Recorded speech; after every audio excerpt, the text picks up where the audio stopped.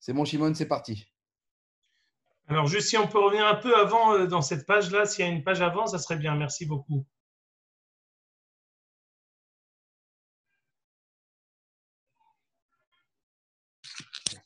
Voilà, encore un peu avant, s'il te plaît. Après, juste pour pouvoir répéter ce qu'on a dit la semaine dernière et on commence immédiatement. Encore un peu avant. On vient au début du Pérec, si tu veux bien.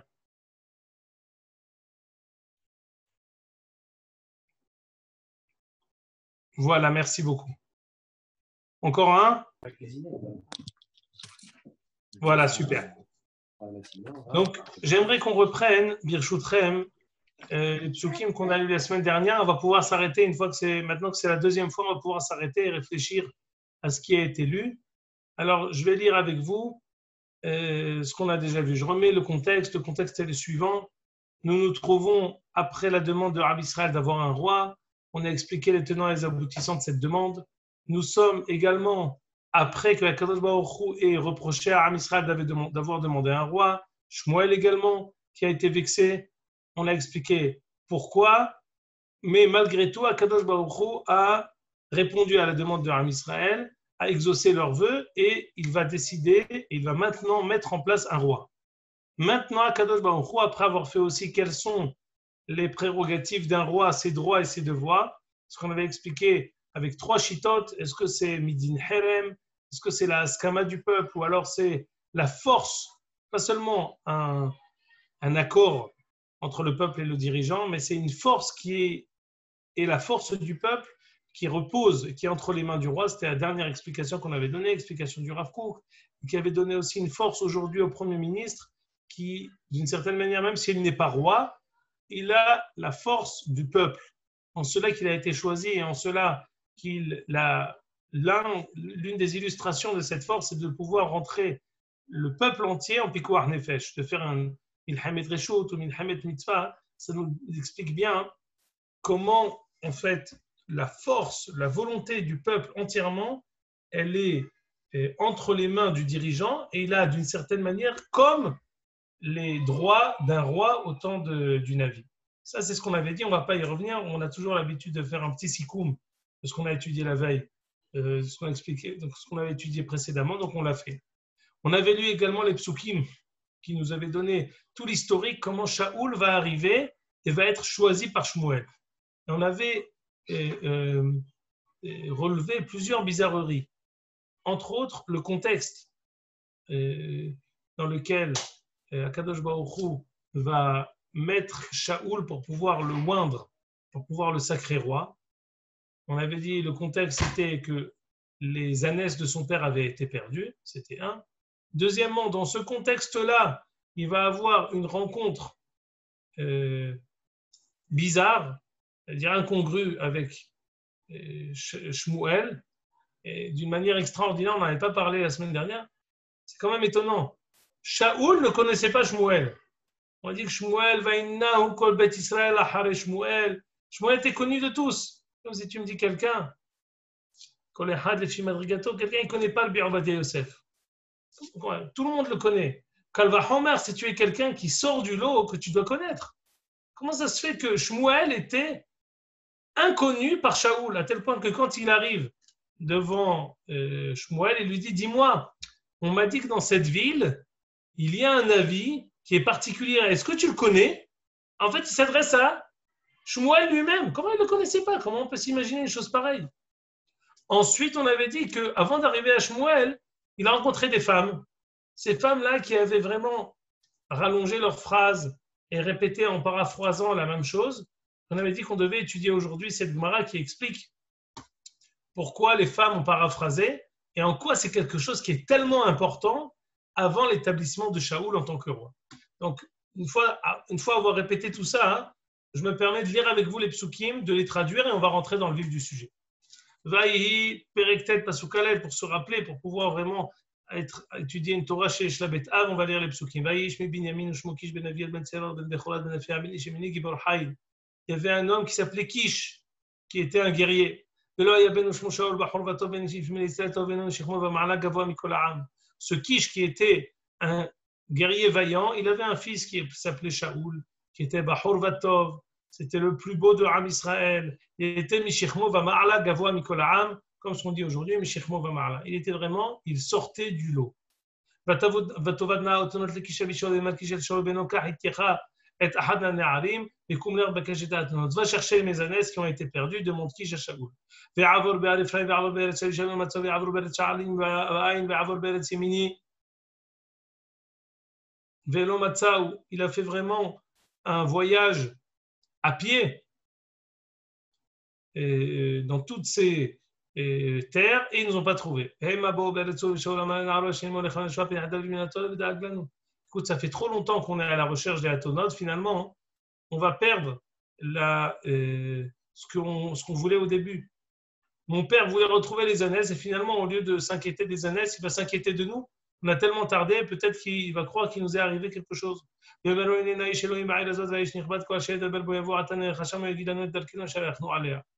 Dit le Nahar, l'écuyer, dit à Shaoul, écoute, ici on n'est pas loin d'un prophète qui peut nous dire, il peut nous éclairer, il peut nous dire où elles sont les Atonot, il peut nous aider à retrouver notre chemin.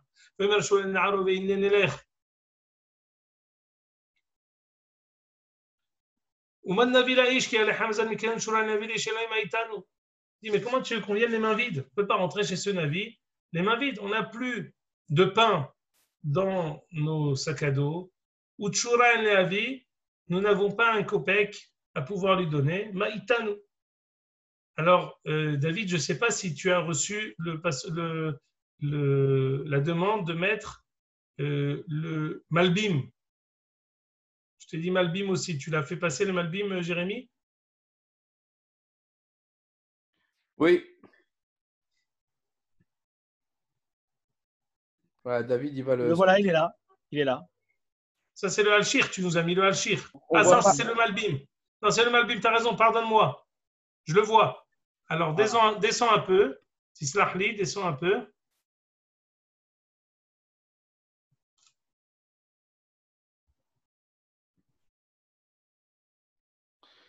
David? Avons-nous la possibilité de descendre un peu? Non. Non, c'est une photo que Jérémy m'a envoyée, il n'y a que ça. Mais non, c'est pas vrai. Bah si, c'est vrai. Mais selon ce que je vois, mon cher David, ce que je vois ici, c'est que c'est le Al-Sheikh HaKadosh, et je ne crois pas, ça ne m'a pas l'air d'être le Malbim. C'est très bizarre ça. Alors attendez. Regarde, tu vois, je vois ici un marqué en haut de la page. On voit David, la même chose. David, c'est un problème de share, parce que tu n'as pas fait share de tout ton écran. Attends, juste pour ça, je vais faire share moi, d'accord? Bah vas-y. Alors stop share. Stop share. Ah, mais pourtant, j'avais ouvert le Malbim. Oui, mais parce que apparemment, tu n'as pas fait share du. Je fais juste le Malbim, après tu reprendras la suite. Ouais. Ne me vexe pas. Voilà. Ah, magnifique. Ah, magnifique. Super. Alors voilà. On a posé la question la semaine dernière, mais je n'ai pas compris. Pourquoi il faut lui amener quelque chose? Quoi? Déjà à l'époque, il y avait Hazve Shalom des imposteurs qui demandaient une contrepartie avant de donner des bénédictions. Mais Shimon, surtout que Shmuel, il était connu pour ne rien prendre, pour à chaque fois payer quand on lui faisait on lui faisait passer des troumotes ou des trucs comme ça, contrairement à ses propres enfants. Très bonne remarque. Magnifique, merci David, j'allais le dire. On voit ici combien tu nous as manqué la semaine dernière, Jérémy. Alors je lis.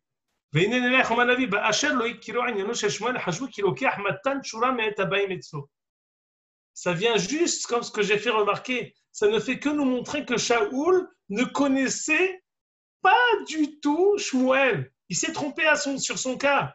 Le Navi ici veut nous montrer combien Shaoul et Shmuel ne s'étaient jamais vus. Mais pourquoi c'est tellement important de nous dire que Shaoul et Shmuel ne s'étaient jamais vus? Je continue. Amar Manavila, Ishatzomar qui Abba El Aroué. Ça, c'est intéressant. Abba El Aroué, il chante devant Mitou, Raoui, Shishalem, Be'at, Tirhol, et Idbodet, Ba'avro. Il faut lui payer ce qu'on appelle Schar Bitul Melacha. Je ne te demande pas de me payer ni des 1000 ni des 100, mais écoute, quand moi je vais à la Macolette, ce n'est pas gratuit pour moi. Alors, moi je passe du temps, je t'écoute 1 heure, 2 heures, 3 heures, 10 heures, 20 heures pour ton Shalom Bayit, au moins le temps que j'ai passé pour t'écouter, le temps que j'aurais pu faire autre chose, seulement pas de me payer pour ce que j'ai fait, mais le sera bitul melacha, ce qu'on appelle. Premier pirouche. C'est une première explication du Malbim. Deuxième explication du Malbim, pourquoi il fallait amener quelque chose. Vega maya darkam. שכל הבא לפני שר או גדול היה מביא לו תשורה שהוא המנחה שהוא נותן לו בעבור ראיית הפנים כעניין ולא יראו פני ריקם. Comme ce que nous ont toujours appris nos parents, on ne vient jamais les mains vides.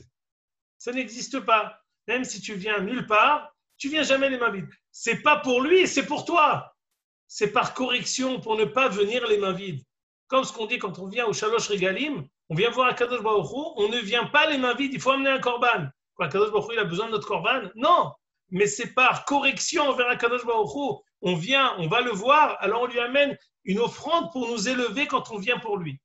Comme quand on donne un cadeau à un grand rave, ce qu'on appelle ou un ish hashuv. Si on donne un cadeau à Rabbi Shlomo Ammar, ou à Filou Amavdil ben Kodesh Lehol, à Binyamin Netanyahu, c'est un honneur pour nous qu'ils le reçoivent.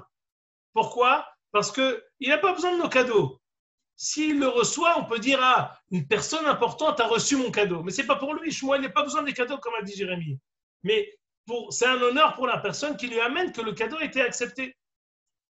והנה, התשורה לא היו נותנים רק אנשים נכבדים המתראים לפניו דרך כבוד. לא אנשים בני בלישם אשר יבואו רק לשאול צורכיהם. היה ערך התשורה כפי ערך כבוד הנותן והמקבל. Comme ce que je vous ai dit. Le cadeau, il était pour la personne qui amène, c'était pour lui. אולם השכר שהיו נותנים לשואלים בעד הפקת שאלתם, היה כפי תורה, כפי מהות וכו'. בסדר. Ce que je voulais juste mettre le doigt ici, c'était les trois choses qu'on a lues maintenant. La première, le prophète a voulu nous mettre en exergue le fait que Shaoul et Shmuel ne se connaissaient pas. D'où nous savons, parce que Shaoul a dit, j'ai pas de cadeau à lui amener, mais tu connais pas que Shmuel, c'est par excellence la personne qui n'a jamais voulu profiter de qui que ce soit. Ça, c'est un. Deuxièmement, non, mais par quoi finalement Shaoul il a voulu? Qu'est-ce qu'il a pensé? Non, il a pensé parce que d'abord, Schar bitul melacha. D'accord. Deuxièmement, c'est un honneur pour la personne de venir avec un cadeau. Comme quand on vient au Beth Amikdash, on vient avec un cadeau pour ne pas venir les mains vides. Adkan, on peut revenir maintenant au Navi. Vas-y, David. Juste une question. Quand Shaoul est allé annoncer la défaite au Pélishtim à Élie, il n'a pas vu Shmuel, il n'a pas connu Shmuel à ce moment-là? C'est une bonne remarque, mais il me semble que non. Shmuel était là-bas. On va dire Shmuel a toujours été, mais à Horé Aklaim. Il a toujours été derrière les rideaux. Avant, c'était la Hanava de Shmuel. Avant la destitution de Eli et l'avènement de Shmuel, Shmuel était toujours l'écuyer de Eli. Il ne s'est jamais targué d'être l'héritier de Eli. Donc, ça ne fait que nous montrer la grandeur aussi de Shmuel qui ne s'est pas montré. Et c'est important ce que tu dis parce qu'on va le voir juste quand on va parler des femmes qui ont parlé. On va voir que c'est quelque chose qui est directement en rapport avec ce que tu fais remarquer. On continue. ויוסף הנער לענות את שאול ואומר נמצא בידי רבע שקל כסף ונתתי לאיש אלוהים והגיד לנו את דרכנו. Non, finalement, j'ai une petite pièce qu'on pourra donner. לפנים בישראל כה אמר האיש בלכתו לדרוש אלוהים לכו ונלכה עד הרואה כי בימים יקרא לפנים הרואה. Attention, ici on avait dit que c'est la madriga particulière de Shmuel. Shmuel, il est appelé, avant on disait Roé, mais ici on va voir un Navi, c'est-à-dire que Shmuel, il avait une madriga particulière parmi les Nevi'im, comme ce qu'on a mentionné plusieurs fois au nom du Gaon de Vilna, que si on veut expliquer 3 madrigotes de Nevoie, il y a Moshe, il y a le reste des Nevi'im, et entre les deux, il y a Shmuel. Shmuel qui voit. Shmuel qui arrive à voir des choses que les autres ne voient pas. Le Netziv fait la remarque, on n'aura pas le temps de le dire une autre fois, donc je le dis maintenant, que par quoi se caractérise cette madriga particulière de Shmuel? La madriga particulière de Shmuel, elle se caractérise en cela que d'habitude, le Navi, vous aurez pu tous vous insurger et dire, mais attendez, c'est un scandale. Quoi, pour des petites ânesses perdues, tu vas déplacer un 35 tonnes? On ne déplace pas un 35 tonnes comme Shmuel, un Navi, pour des ânesses perdues. Pourquoi on va se tourner vers Shmuel? Le Navi, il vient pour donner la voix de Dieu pour les chemins de la nation, pour quelque chose qui est propre à la collectivité, mais pas pour le particulier. Le Gaon de Vilna dit c'est exactement l'inverse. Pour Shmuel, il était tellement particulier, sa névoie, elle était tellement grande, élargie, son spectre était tellement plus, il était au-dessus de la moyenne des Nevi'im, on pouvait aller le voir même pour les choses qui étaient les besoins d'un particulier. Donc ça ne fait que renforcer le fait que Shmuel était au-dessus de la mêlée. Si d'habitude les autres Nevi'im comme Ishaïa, comme Yirmiya, comme ce qu'on va lire les Tlata des Puranuta, c'est des Nevuot qui sont du Horban, c'est quelque chose qui est propre à Am Israël. Rarement on a des Nevuot qui sont pour les particuliers. Ici, on voit que Shmuel avait la capacité de descendre même pour dire où se trouvent les ânesse d'une personne qui les aurait perdues. Vayomer Shaul lna'arot dvarecha lecha nelecha ve'elechol el asher sham ish Elohim, finalement ils y arrivent. הם העולים ממעלה העיר והם יצאו נערות לצור לשאוב מים והם הראו לעין האש בזה הרואה.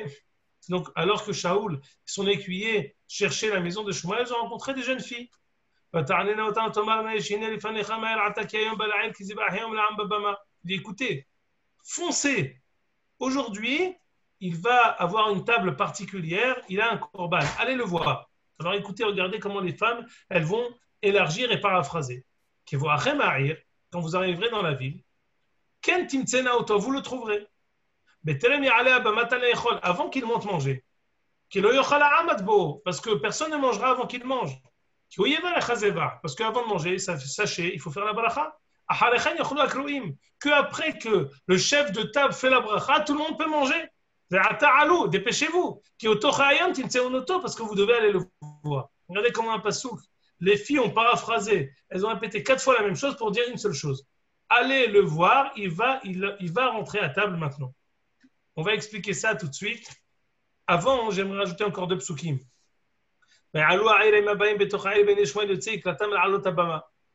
Il voit Shmuel justement qui s'approche. Alors que Kadosh Baruch Hu avait dit, écoute, la veille, Kadosh Baruch Hu avait dit à Shmuel, tu sais, demain, à la même heure, celui qui deviendra le roi d'Israël se trouvera devant toi. Miyad Pelishtim, vas-y. Kiraiti et ami qui bat tza'akato elai. Shmuel ra'et Shaul v'Hashem anahu ina ish amarti alechazi atzor be'ami. Shmuel aperçoit Shaul et dit, ah, c'est la personne qu'Akadosh Baruch Hu m'avait parlé hier, que c'est lui qui deviendra le roi. Vaïga Shaul et Shmuel betoch Hashal ve'mer agid anali ezeh betaroé. Shaul rencontre Shmuel et lui dit, écoute, tu sais pas où c'est que se trouve la maison du prophète ici? Vaïan Shmuel lif et Shaul vayomer anochi aroé. C'est moi le roé. Alors, je ne sais pas si on aura l'occasion de le redire, alors je le dis maintenant. Shmuel a été puni pour cette réplique. Anochi aroé, qui tu es? Quand est-ce qu'il a été puni? Lorsqu'il était question de trouver l'un des enfants de Ishaï, Avi David. Qui va être le fils parmi les enfants de Ishaï, qui va être le roi? On va voir que Shmuel va faire tous les enfants, du plus grand au plus petit. Et il va se tromper. D'une certaine manière, il va être un peu ridiculisé. Parce qu'il prend le premier, il dit c'est lui? Ah, c'est lui. Non, c'est pas lui. Ah, c'est lui. Le deuxième, non, c'est pas lui. Jusqu'au moment où il dit Atam moi ne'arim. Quoi, il t'a plus d'enfants? Il m'a dit que dans cette maison, il y en a un, mais t'as plus d'enfants. Il dit si, j'ai le berger, celui qui est un peu rougeau, qui est là-bas, c'est lui là-bas si tu veux. Pourquoi Shmuel, il a eu ce bisayon de se tromper autant de fois? Tu as dit une fois Anochi Aroé, je vais te montrer qu'est-ce que ça veut dire Anochi Aroé. C'est moi qui vois, c'est pas toi qui vois. Et finalement, il s'est trompé. Mais c'est bien. Maintenant, j'aimerais revenir sur 2 choses.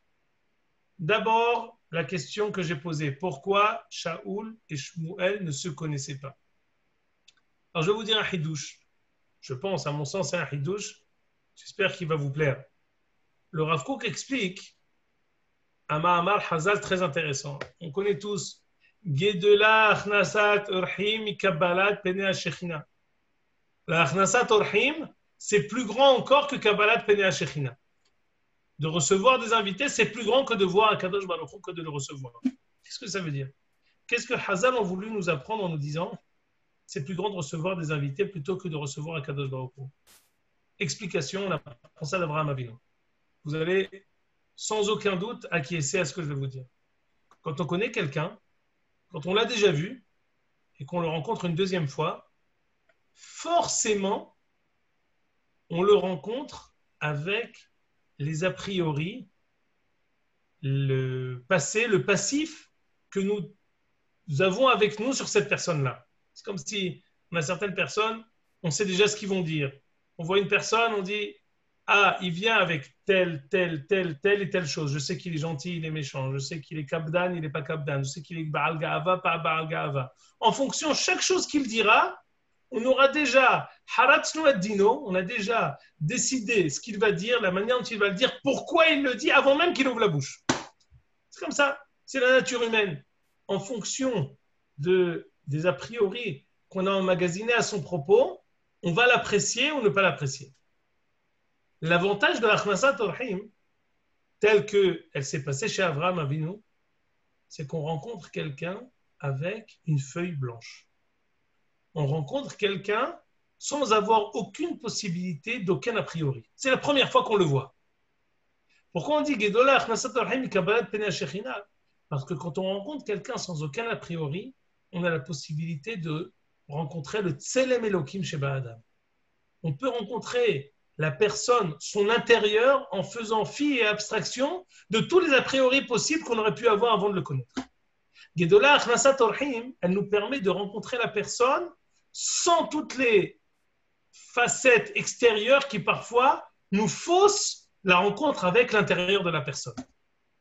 Quand Akadosh Baruch Hu a organisé la rencontre entre Shaoul et Shmuel en feuille blanche, sans aucun a priori des deux côtés, Akadosh Baruch Hu a voulu organiser la rencontre de la Malchut et de la Nevoua de l'autre côté d'une manière la plus vierge possible, sans qu'il y ait aucun a priori, aucune possibilité de dire l'un est venu pour l'autre, l'autre est venu pour l'un attend. C'est ici un jeu d'intérêt. J'attends qu'il me oint pour qu'ensuite je reçoive des cadeaux. Rien de tout ça. Shmuel ne connaissait pas Shaoul. Shaoul ne connaissait pas Shmuel. Le prophète prend la peine de nous dire attention. La raison pour laquelle Shmuel a reconnu Shaoul, c'est seulement parce que Akadosh Baruch Hu la veille lui a dit demain à la même heure, la personne qui se présentera à toi, ce sera le roi. La raison pour laquelle Shaoul a pu reconnaître Shmuel, c'est parce qu'il a posé la question à des personnes, parce qu'il a posé la question à lui-même, et ensuite il a dit c'est moi. Sinon, il ne se serait pas connu. Pourquoi? Pour nous dire la Malchut et la Nevoua, la royauté et la prophétie sont deux éléments sine qua non pour l'apparition de la Malchut. L'un et l'autre ont besoin mutuellement, sans aucune possibilité de dire que l'un attend des biens ou des intérêts l'une de l'autre. La rencontre théora de la Malchut et de la Nevoua, elle se fait de cette manière-là pour nous apprendre que Ha Beloha Lo Sagia, les deux sont sine qua non, les deux dans leur tahara, de la manière la plus vierge, pure possible. C'est ça ce qu'on a besoin avant Kinun HaMalchut BeIsraël. Première Nekuda. Est-ce que vous voulez réagir sur ça? On peut continuer. Je continue. On arrive maintenant à la Gemara dans Brachot. Est-ce que tu peux, David, nous mettre le Ainaya Brachot, les commentaires du Rav Kook sur le Ain Yaakov? Je peux. Là, voilà. Ah, bravo, Alik. Alors, vas-y. Je lis la Gemara. Cette Gemara, c'est une Gemara dans Brachot, dans Perek Shevi'i, Perek Shlosha She'achlu. La Gemara dit comme ça. Et Kol Kach Lama, pourquoi les femmes, elles ont tellement parlé en paraphrasant? La Gemara nous donne trois réponses. Les filles chez Nashim, Dabraniot Hen, parce que les femmes, elles parlent beaucoup. Sarah Kabin, Dibur, Siha, Yavdou La'olam, Tisha Kabin, Natlou An-Nashim. Les femmes, elles ont besoin de parler.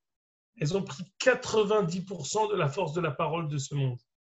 Attention, on va expliquer ici dans le Rav Kook que ça fait partie de leur ma'ala, leur possibilité de comprendre les nivrei à Metsiout, tous les méandres de la Metsiout, c'est ça ce qui leur donne ensuite la possibilité de dire et de raconter et de décrire et de comprendre tout ce qui se dit. C'est pour ça, quelqu'un qui parle, il parle parce qu'il a beaucoup de choses à dire.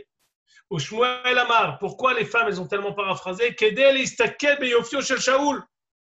Comme ce qu'on a dit, Shaoul était très beau. Pour pouvoir contempler sa beauté, alors elles ont rajouté, pour pouvoir dire, regarder, contempler la beauté de Shaoul. Troisième réponse, pourquoi les femmes ont paraphrasé quand elles devaient indiquer à Shaoul la maison de Shmuel, Rabbi Yochanan Amar,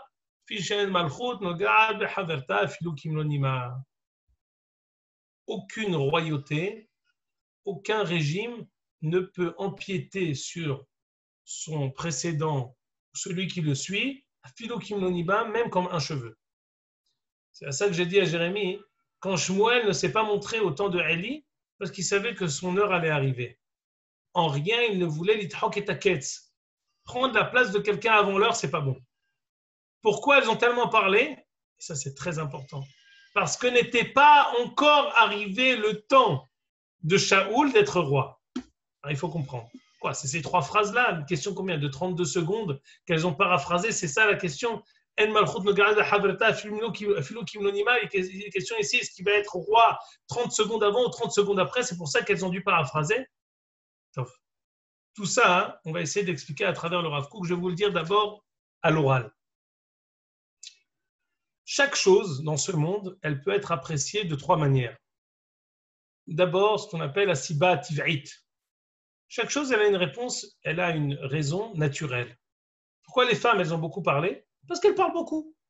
On appelle chercher à midi 14h. Les femmes, c'est quelque chose de naturel, qu'elles parlent et qu'elles décrivent les choses d'une manière plus fournie qu'un homme qui l'aurait dit. C'est un. Pourquoi les femmes, elles ont parlé longtemps? Misiba retsonit, pas seulement misiba tiv'it, misiba retsonit. Il y a des choses qu'on fait parce qu'on l'a voulu. Parce qu'on initie une chose. Pourquoi tu es là aujourd'hui? Parce que j'ai décidé de venir. J'avais une tfila, j'avais une azkara, j'avais un mariage, j'avais une brit mila. Il y a des raisons qui sont j'ai choisi de venir.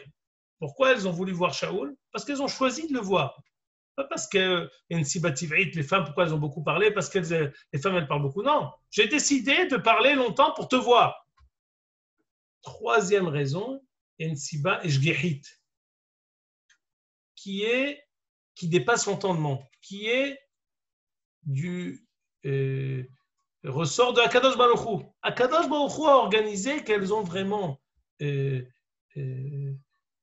élargi leurs propos pour pouvoir permettre à Shaoul d'être roi au moment T. Pas à T-1, pas à T+1, à T au moment T. Regardez la première phrase du Rav Kook, Shalosh sibot hen, siba tiv'it, siba retsonit, v'aklal shel kulan, asiba eshgehit. Il y a trois choses. Dans chaque chose, on peut apprécier trois moteurs, trois mobiles pour une chose qui a été faite. Et c'est vrai dans tout. On peut expliquer ça avec ce nitouah, cette synthèse, cette possibilité de décortiquer et réfléchir sur chaque événement. On peut expliquer énormément de choses.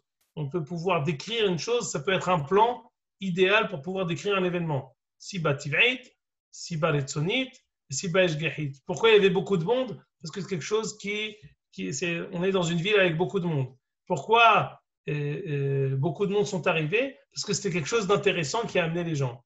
Pourquoi il y avait beaucoup de monde? Mais Hachem, que cette personne-là qui ne connaît personne, finalement, il y a eu beaucoup de monde qui sont venus pour l'événement qu'il a organisé. Chaque chose, on peut expliquer ces trois choses-là, mais il faut à chaque fois savoir quels sont les tenants et les aboutissants de ces trois. La troisième raison, Shimon, c'est indépendant de leur volonté. C'est-à-dire que ce n'est pas elles qui ont décidé, ça vient d'en haut.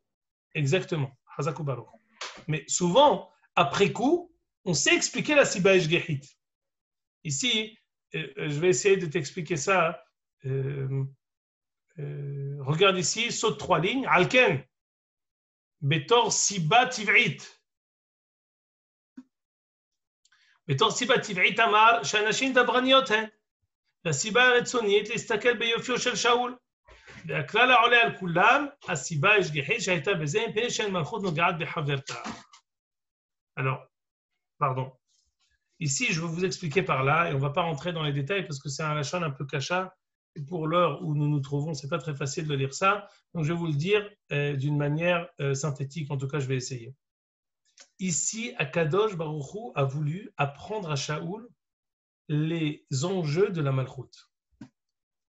Nashim Dabranioten, un roi ne peut pas se permettre de faire et de s'adresser uniquement pour le haut du panier de la nation. Il ne peut pas s'adresser qu'au haut de la pyramide. Un roi, même si, en fin de compte, l'essentiel de son isouk, il s'occupe de quoi? Il s'occupe de diriger. Il ne peut pas se tourner vers mes Ashpot Yalem Evion. Il ne peut pas s'occuper d'Allat Ha'am, du Kidam. Il ne peut pas, c'est Gam lo Nachon. Ici, Akadosh Baruch Hu a voulu dire, Melech Israël, un roi d'Israël, il doit s'adresser du haut de la pyramide jusqu'au bas de la pyramide.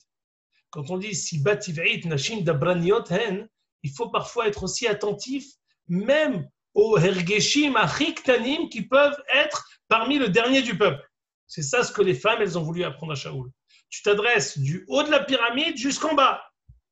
Comment on lui a fait ce remèze-là? Parce que les femmes ont parlé, elles ont paraphrasé, ça veut dire tiens compte aussi du tevar de chacun.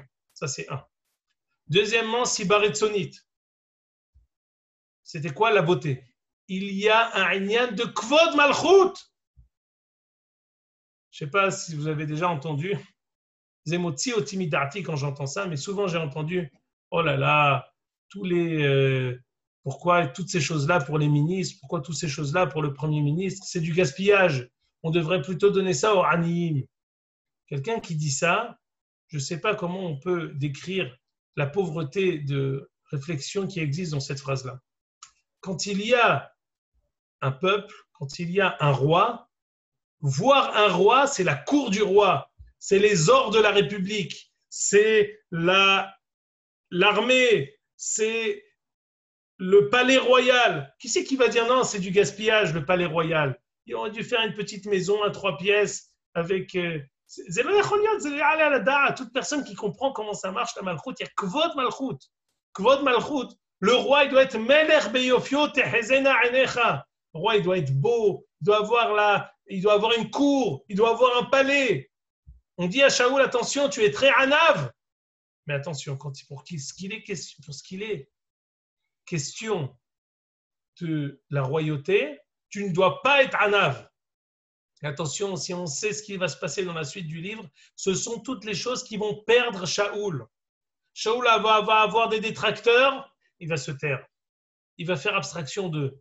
Il ne va pas être attentif de ce qui est dit à son propos. Première perte. Deuxième perte, il va toujours être anav. On va lui dire, quand il va avoir des détracteurs, au lieu de les écouter, ou parfois même de les punir si c'est de mauvais augure, et c'est pas basé leur demande, leur critique, Shaoul aurait dû les punir. Shaoul va se taire. Pourquoi? Parce qu'il est très anav. Non! Pour la malchoute, un malchoute doit être fort, il doit être beau, il doit savoir que la monarchie, c'est pas seulement mon essek pratique, c'est pas seulement mon fonds de commerce à moi.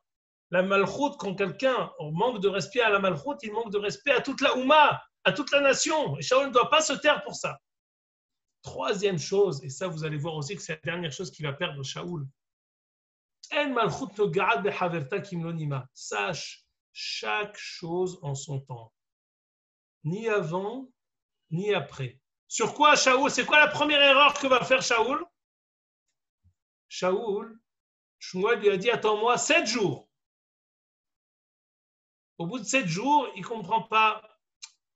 Il arrive, il n'arrive pas. Qui est là, qui n'est pas là? Je dois faire le corban, je ne dois pas le faire. Shmuel m'a dit qu'il allait arriver au bout de 7 jours. Il a tardé. Peut-être j'ai mal calculé. Il fait le corban avant l'arrivée de Shmuel. Il ne sait pas apprécier chaque chose.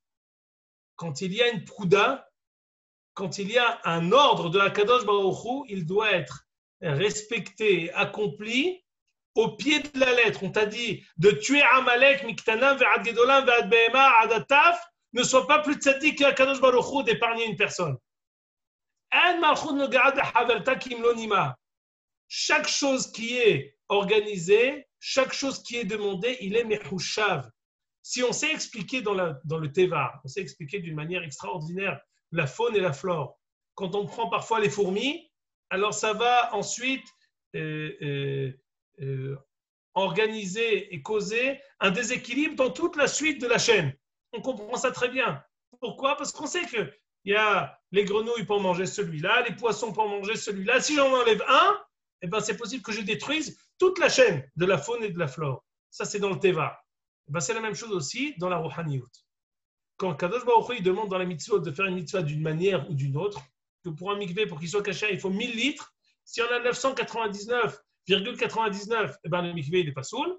Si Kadosh Baruch Hu a dit que le Shabbat, il rentre à 19h et qu'à 19h01, c'est grave, on ne va pas dire non, mais c'est pas grave, qu'est-ce qui s'en fiche? Nous, Bechayecha, qui s'en fiche, Kadosh Baruch Hu, 19h01, 18h59. Arrête, tu coupes les cheveux en 4, tu m'as fatigué, arrête. Non! De même que pour le Teva, tout est mechushav. Pour la Rouhaniyut, tout est mechushav. Tout est calculé. Même pour la Malchut, tout est calculé. Ne sois pas plus sadique que Kadosh Baruch Hu t'a demandé. Ni moins, ni plus. Cette leçon que les femmes ont organisée à Shaoul, c'est ça le message qu'Akadosh Baruch Hu a voulu donner à Shaoul. Et c'est finalement toutes les choses qui vont perdre Shaoul tout au long de sa Malchut. J'ai demandé à David de prendre aussi Perek Yud. Je pense qu'on n'aura pas l'occasion de le faire aujourd'hui. Il est quelle heure? 21h16. J'aimerais quand même essayer de faire juste Perek Yud pour vous dire encore 3 choses qui vont être dites. On le fera ensuite avec le Al-Sheikh HaKadosh la semaine prochaine. Et voilà, point. Donc finalement, ils se sont vus. Qu'est-ce que fait? Attention, aussitôt, c'est extraordinaire. Ils le rencontrent, ils sont là. Qu'est-ce que fait Shmuel? Vaikar Shmuel et Pachashemen vaitzok alosho vaishakeu. Immédiatement après, Shmuel prend une fiole d'huile, il la met sur le front de Shaoul, il l'embrasse. Le Midrash dit que c'est ce qu'on appelle un baiser de kavod. Il y a parfois une chicane de kavod. Comme quand le Bir Ovadia, il a embrassé son fils quand il était Rishon LeZion. Ce n'est pas seulement un baiser d'un père envers son fils. C'est comme s'il lui transmet maintenant le souffle du Rishon LeZion. Il y a parfois un baiser qui a une chicane et kavod. Je ne sais pas quoi vous dire, c'est comme le mitztayer tov. Parfois, comme quand le rabbin de la communauté, il embrasse le bar mitzvah. Tu l'embrasses pas pour lui dire pas, c'est aussi à Avam, aller à Avam, mais c'est une échika chez le kavod. Non, je suis fier de toi que tu es rentré vers la mitzvot, je t'embrasse. C'est une échika chez le kavod. Shmuel embrasse Shaoul, va yomer alo ki meshachacha Hashem al nachalato enagid. Sache, Akadosh Baruch Hu t'a choisi pour être le roi. Écoutez maintenant, qu'est-ce que Shmuel dit à Shaoul qui vont être les signes comme quoi il va être le roi. Écoutez bien. Sache que tout ici, tout ce que je te dis ici est divin. Regarde le signe. Quand tu vas me quitter, tu vas rencontrer 2 personnes. À côté du Kever Rachel, ces 2 personnes-là vont te dire on a trouvé les ânesses que tu as cherchées. Ton père Bichlal, ça n'intéresse plus l'histoire des Atonot. Il pense à toi sans arrêt. Donc, premier signe, dès que tu vas sortir de la maison, tu vas rencontrer 2 personnes à côté de Kvurat Rachel qui vont te dire on a trouvé les Atonot. Deuxième signe,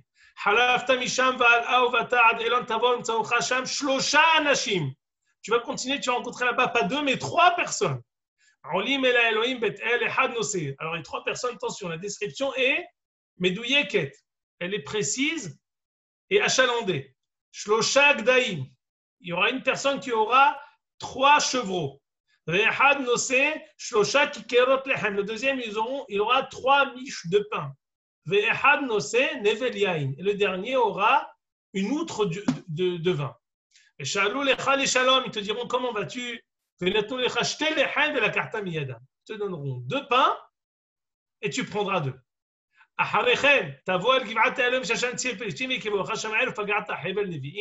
Tu rencontreras là-bas une multitude de prophètes. Ils auront des instruments de musique et seront en train de prophétiser. À ce moment-là, à ce moment-là, Akadosh Baruch Hu insufflera en toi un nouveau souffle, tu deviendras un autre homme. Ve'aya kitavona otot ha'ele, tu deviendras le roi. Au moment, quand arriveront ces trois choses-là, sache que Akadosh Baruch Hu est avec toi. Akan. Qu'est-ce que c'est? Qu'est-ce que c'est tous ces signes que Shmuel donne à Shaoul? Quelle est la signification de tous ces signes que Shmuel donne à Shaoul avant qu'il devienne roi? Bon, ben, Ezrat Hashem, la semaine prochaine, on étudiera le Al-Shich HaKadosh qui nous explique tous ces signes que Shmuel a donné à Shaoul et on verra que ça s'inscrit dans le même ordre d'idées de ce qu'on a mentionné à propos des femmes qui ont rencontré Shaoul.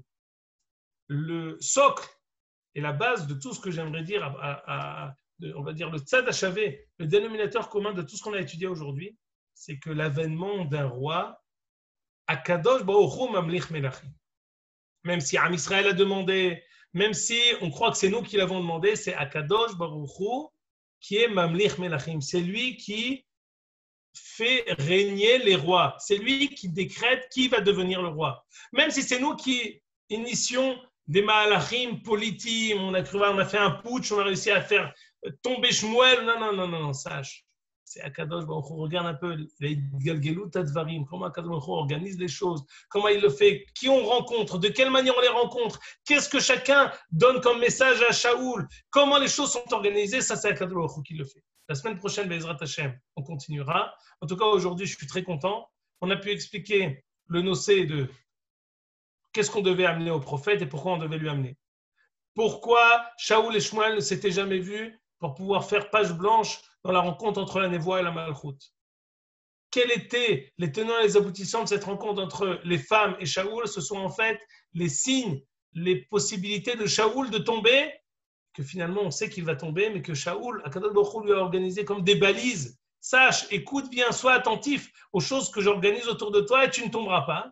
Et la semaine prochaine, Be'ezrat Hashem, on expliquera les otot que Shmuel a donné à Shaoul pour qu'ensuite il devienne le roi, qui deviendra un nouvel homme, un autre homme qui deviendra le roi de Am Israël. Ad Kan. Très bon. Hazak. Merci beaucoup. Je trouve que c'est un message très, très contemporain aujourd'hui. Merci. Est-ce que tu veux élargir sur ta remarque? Oui, parce qu'en fait, il y a une chose que je me pose comme question, c'est que c'est vrai que c'est un message très contemporain. Et en même temps, je me dis pourquoi Akadosh Baruch Hu, via l'intermédiaire de Shmuel, a choisi Shaoul.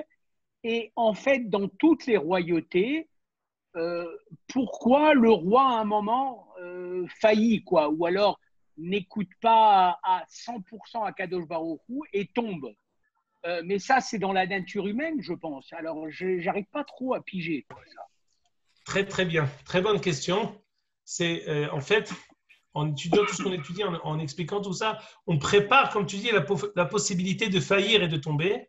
Et il faut comprendre, est-ce que cette possibilité, c'est quelque chose qui est mouvené? C'est obligé que ça arrive? On aurait pu avoir une possibilité de sauter, de juguler ces difficultés et que Shaoul persiste, perdure. Est-ce qu'on a une possibilité pareille? Be'ezrat Hashem, on étudiera dans la suite de l'histoire de Shaoul et on continuera même à travers David et Shlomo. Be'ezrat Hashem, Jérémy, tu as fait un précis à propos du Tioul, qu'il est repoussé, etc. C'est pas la peine d'en parler. Ouais, non, c'est pas la peine d'en parler. C'est repoussé à quand la Corona se calmera et qu'on trouvera une date qui sera OK pour la plupart d'entre nous. D'ici un an ou deux, grosso modo. Non, merci, monsieur l'ami, pour votre optimisme. Au revoir. À bientôt. Au revoir. Shalom.